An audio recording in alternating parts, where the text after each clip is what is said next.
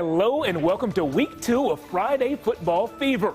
Last week we saw upsets, nail-biters, and a ton of points scored. This week was no different. We start things tonight with our Fever game of the week between Hutto and Liberty Hill. Now last year the Panthers only lost one game in the regular season. It was an overtime thriller to Hutto. Earlier this week, Hutto head coach Brad LaPlante told us that win a year ago didn't just energize his team, it gave juice to the entire community. Let's see if history would repeat itself in 2019.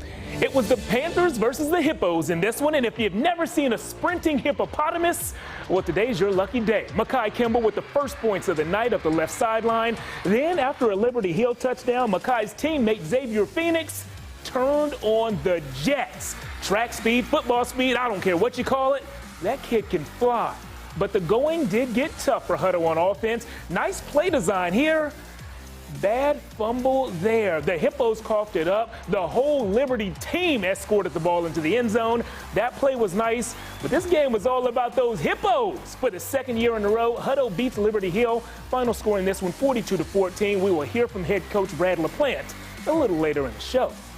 Game 2 for us tonight was McNeil against Glenn, and being a former linebacker myself, well, I'm a sucker for an LB with hands. I see you, KJ Duncan. Nice play on defense, and that play must have inspired the offense, because take a look at Blake Henke. That young man is just eating up yards. He caught the ball and had 2 words for the defense. See ya. McNeil went on to win this one 48-29. Here are a couple of 25-6A teams that lined up against some 5A opponents. Dale Valley beat Connolly by 20, 47-27 the final score in that one. And Dripping Springs came up just short against Hayes. Final score 22-21 in that game. A couple of 4A scores for you. Giddings falls to Wimberley by a touchdown, 29-22 the final. And LaGrange pulls off the win by a field goal over Columbus, 24-21. Back to the highlights, and if you would have asked me this afternoon, what's the top matchup in the state? I would have said that's easy. It's Westlake versus Cy Ranch. The Chaparrals only suffered 1 regular season loss last year, and it came against the Mustangs, who finished their regular season undefeated. The Chaps hope to serve up a little payback this evening, and they found one connection in particular that was prepared to do just that. Kirkland Michaud went up top to wide receiver Ryan Lindley, not once, but twice in this one. Guys, remember a moment ago when I told you Cy Ranch finished last regular season undefeated? Well, they won't be doing that again. The local guys went down to Houston, got payback, and got a win. Final score in this one, 35-7. McCallum taking on Lehman out in Kyle, Texas. Full disclosure, before I saw this video, our photographer Scott said the Knights just crushed a guy on one play.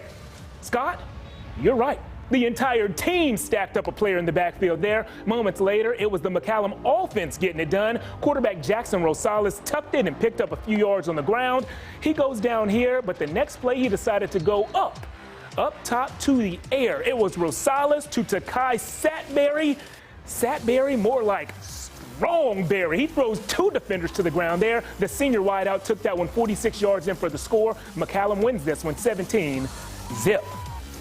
2 local teams made trips to San Antonio this week. Hendrickson, well, that's not a pretty game. They're going to want to move on to next week after losing 43-15 to Smithson Valley. And it looks like, University and Travis. That University is actually out of Waco. They topped Travis 54-7.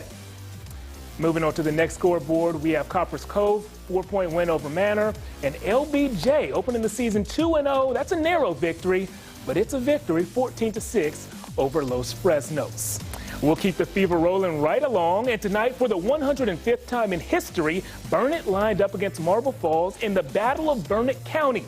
After winning this rivalry showdown 4 years in a row, the Bulldogs failed to Marble Falls last season. Would that success for the Mustangs turn into a win streak today? Well, let's show you the highlights so you guys can find out. From beginning to end in this one, it was all about one word: turnovers. First half, and if you see the ball bouncing on the ground, you know what you do with it? You scoop and you score. Burnett's Jackson Denton has clearly learned that lesson already. He put the Bulldogs up by a touchdown. Then just 3 plays later, guess who came down with an interception? That's right, our old friend Jackson. Burnett's defense flexed its muscles all night long. The Bulldogs get a rivalry win. Final score 41-6. Guys, as you can tell by the video that you've seen, and the video you're watching now. We have plenty more action to catch you up on here on Friday Football Fever. We're going all over Central Texas for more highlights from this week's games, and we'll introduce you to our Band of the Week. All that and more straight ahead.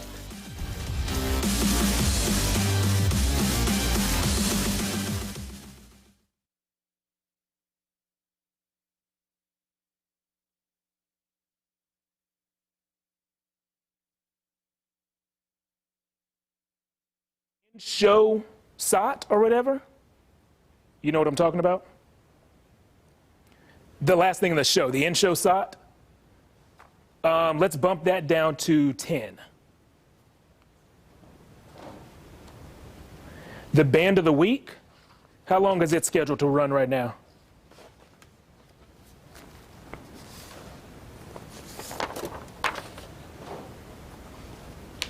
$50. Let's bump that down to 15.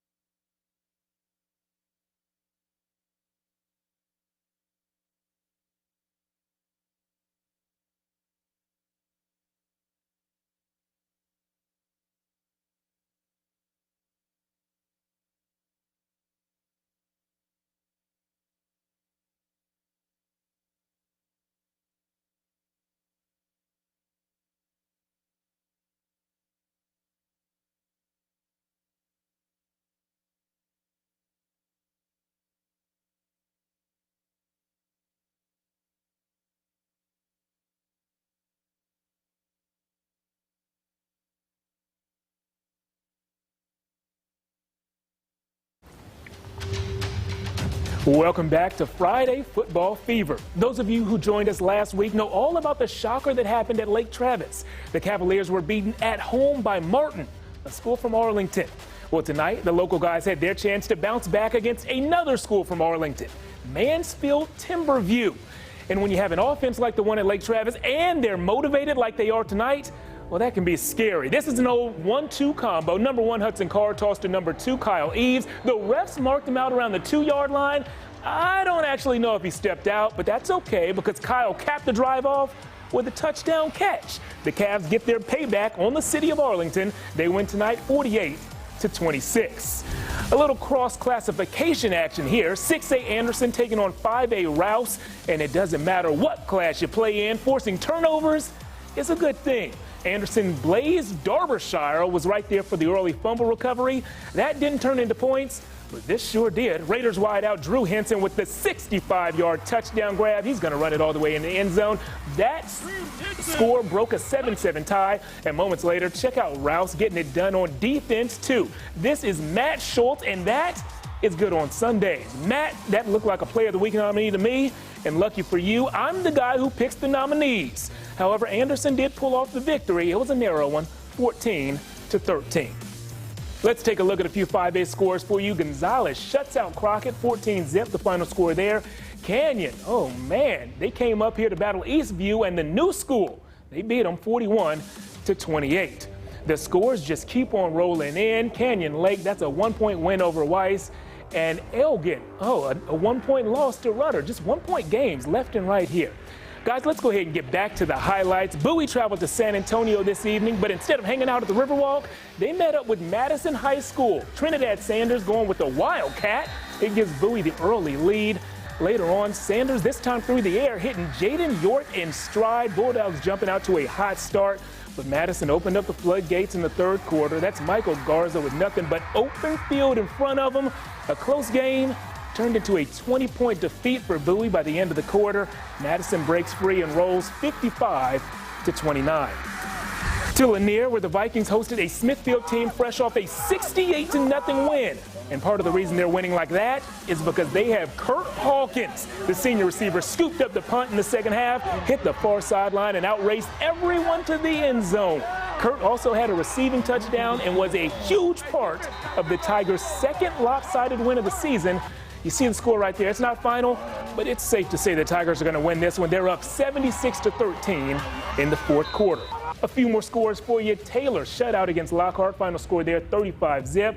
Oh, and Tybee in Fredericksburg. I see you. It is a close battle in the fourth quarter. We could have overtime there, 35-35 in the final period of regulation. More highlights heading your way. Blanco St. Michael's in a 3A versus private school battle. Baylor Smith gets us rolling with a big gain there, stepped out around the 20. It set up a Walton Davies a few plays later. Easy living for the Panthers as they go on top. St. Michael's looking for an answer. How about Smith Carlton? Check this out. Catching it through the pass interference. He hits the ground. Nice play on the sidelines there, young man. Crusaders on the move. They were marching down there, and they were their own worst enemy through this one. Trickeration gone poorly. A fumble, a recovery by Caden Harvey. Blanco all over St. Michael's. Final score just popped up there, 42-13. Lampasas is taking on Lago Vista, and I know somebody's going to give us something to cheer about. First up was Badgers receiver Michael Murray Jr., who took this 45-yard catch and run. Watch this. Oh, so close to the end zone, but just could not cross the goal line. He's tackled at the 9. Lampasas would settle for 3 on that drive. There will be no settling after this 50-yard scamper from Lago Vista's Logan Parsons. The sophomore got the Vikings down to the 1-yard line. A busted play where the quarterback and running back actually hit each other led to a touchdown. Who knew? The next Lampasas score was a tad more traditional. They added a few more touchdowns and came away with the win. Final score in this one, oh, I said a few more touchdowns. That's a ton more touchdowns. Final score in this one, 66-27. Guys, as you know, Friday nights are not just about the players on the field. They're also about the cheerleaders, the trainers, and of course the band. Every week this season, we're going to showcase one local group as our Friday Football Fever Band of the Week. The first group to earn that honor is the band from Crockett High School. They're our Week 2 Band of the Week. These guys know how to play loud and proud, and they deserve some recognition. Let's take a listen.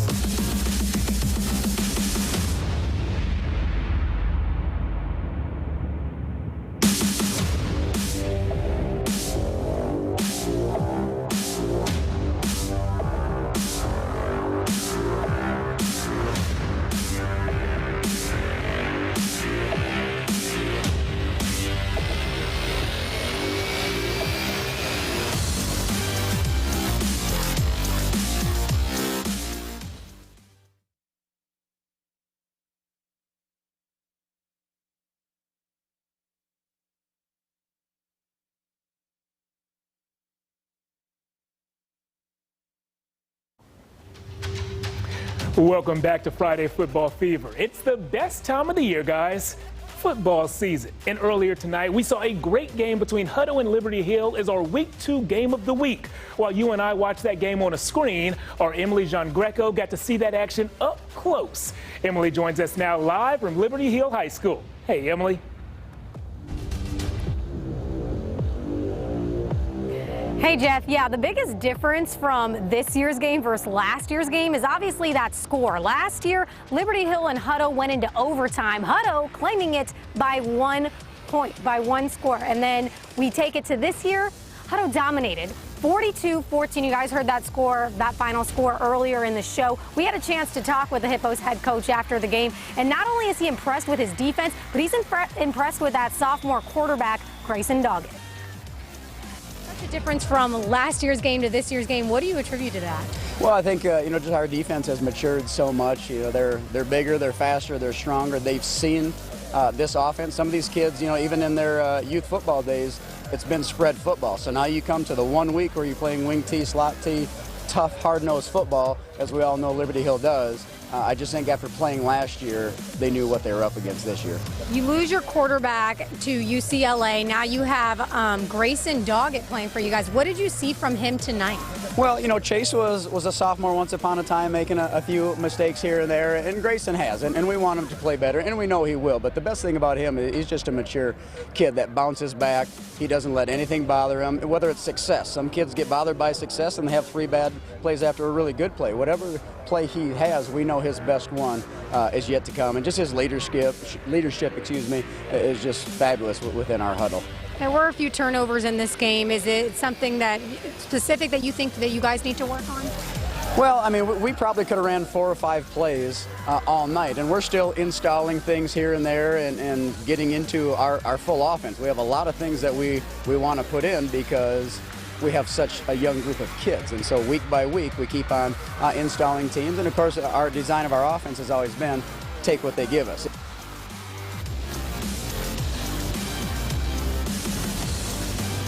All right, so once again, we're here. Our game of the week was Liberty Hill taking on Hutto. Hutto got the win tonight. Final score 42-14. Will Hutto continue to have a great season? It looks like they have a good team, so I'm going to say yes. Liberty Hill hopefully can bounce back after this loss. Jeff, back to you. Thanks, Emily. Well, just like Hutto picked up a win, I want a few of you guys at home to pick up one of these brand new Friday Football Fever t-shirts. If you're wondering how you can do that, well, go on either Facebook, Instagram, or Twitter, follow me, and like a picture of mine, and leave a comment. Which picture? Well, it's the one my friend Jake Garcia is about to take from me right now.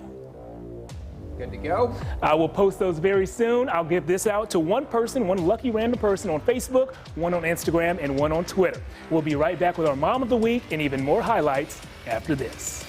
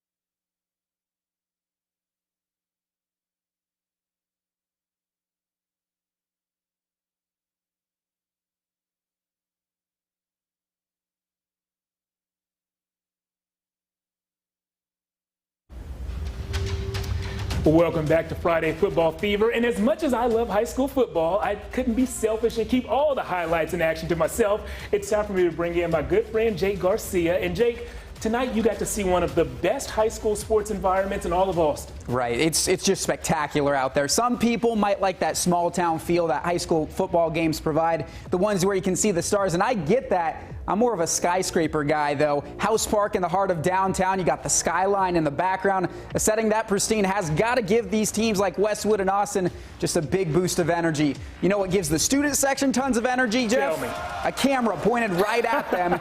Sure makes our job easy. Pick up the action in the second quarter. Westwood leading 14-7, looking for more. Clayton Reimer's other ideas, though, grip and rip. He pries it free. Gives his team great field position for Charles Wright and the offense. Wright, guy who you're going to be seeing playing on Saturday, surgical here to Nick Anderson. A few plays later, Maroons down in the red zone. Grayson Davis busting free. It looked like it would be enough to give Austin their second win of the season. Instead, Westwood wins a thriller, 41-39 the final score. All right, now to the Battle of the Cedars, the Allergy Bowl, you might call it. Cedar Ridge against Cedar Park. A first quarter filled with penalties, missed field goals. A second quarter that starts like this. Chris Vaughn running the wheel. Remember, they call this guy Deuce. It's because this is now his second touchdown in as many weeks on Fever. Cedar Ridge goes on top 7-0. But team greater than me. Cedar Park gut punched the Raiders by getting everyone involved. Ryder Hernandez marching his guys down the field. 5A against 6A crime. Cedar Park over Cedar Ridge, 26-14. Let's go up north where Round Rock made the trip to Belton tonight. Round Rock, quite the sports town these days. You got your baseball, you got your Dragons, just looking like a buzzsaw early this season. Jordan Smart zigging and zagging. Smart versus everybody. Big gain on the reception there. Moments later, it's Smart out of the backfield this time. Get you somebody who can do both. Pinballing his way in for 6. Part of a 30-point second quarter for Round Rock. Easy sailing from there. Dragons over the Tigers, and it only got close late. Round Rock 42-30 winners.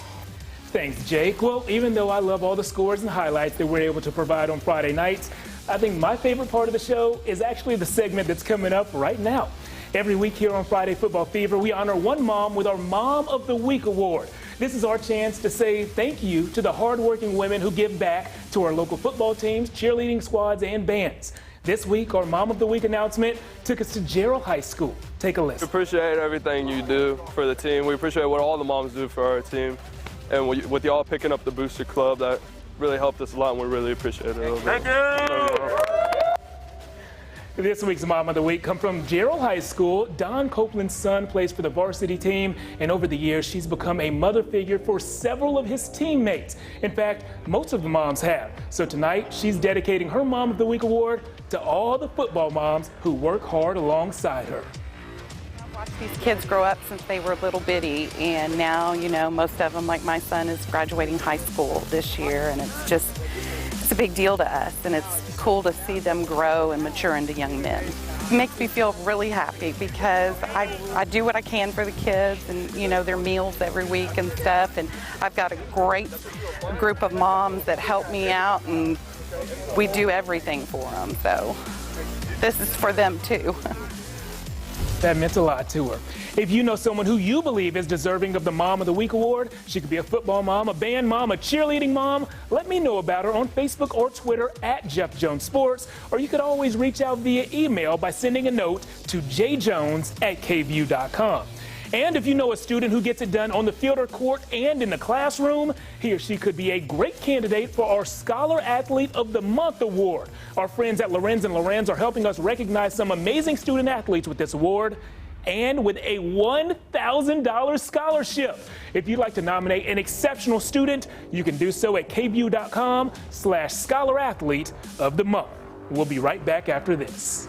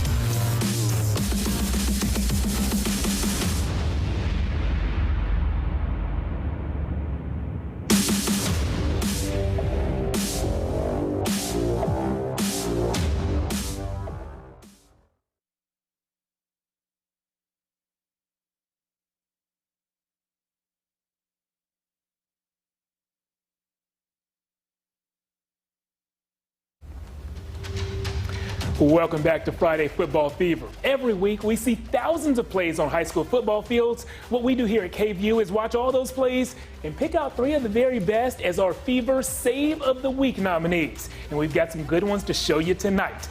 We begin with Rouse defensive back Matt Scholes, who showed us an amazing toe-tapping interception on the sidelines. I've seen pros who can't do that.